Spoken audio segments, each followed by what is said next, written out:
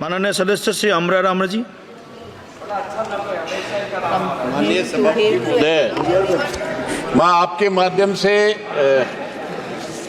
सभा का, सदन का, सरकार का और कृषि मंत्री जी का ध्यान आकर्षित करना चाहूँगा कि एक ऐसे किसानों के साथ बहुराष्ट्रीय कंपनी नीदरलैंड की रिजक जवान ने खीरा का नकली बीज पिछले 2 साल से इसी कंपनी का बीज जो नेट से पोली हाउस में जो बहुत ही उच्च कोटि की फसलें पैदा करते हैं उनको इस साल नकली बीज दिया गया और वो बीज भी इतना महंगा बीज है कि एक बीज 10 रुपए का है।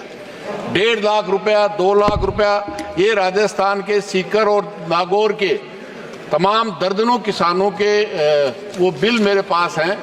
करोड़ों रुपए की फसल इस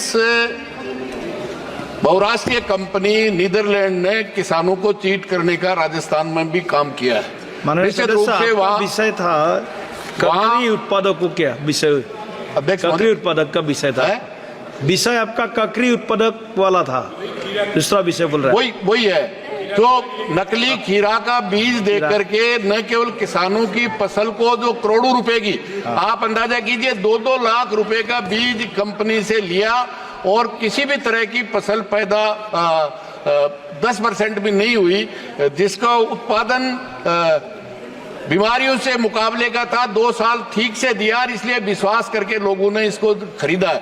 मेरा निवेदन है कि वहां के कृषि विभाग ने कंपनी और अधिकारी 10 अधिकारियों की टीम बना करके भेजा।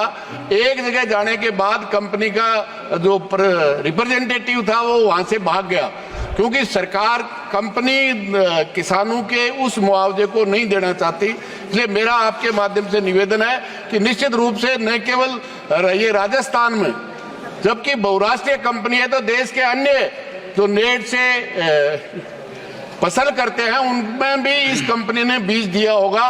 तो तमाम देश में इस नकली बीज ये कंपनी नीदरलैंड की कंपनी ने जो दिया है उनके खिलाफ कार्रवाई की जाए और किसानों को जो नुकसान हुआ है निश्चित रूप से उसकी भरपाई कराई जाए, क्योंकि अगर कोर्टों में चक्कर काटेगा तो एक साधारण किसान देश के कोर्टों में चक्कर नहीं काट सकता। क्योंकि इस तरह की कंपनियां जो बीज और खाद में जिस तरह से नकली दे करके किसानों को लूटने का काम कर रही है, उनके खिलाफ सख्त से सख्त कार्रवाई की जाए, चाहे बीज का सवाल हो चाहे खाद का सवाल हो। जो बहुराष्ट्रीय कंपनियां हो गया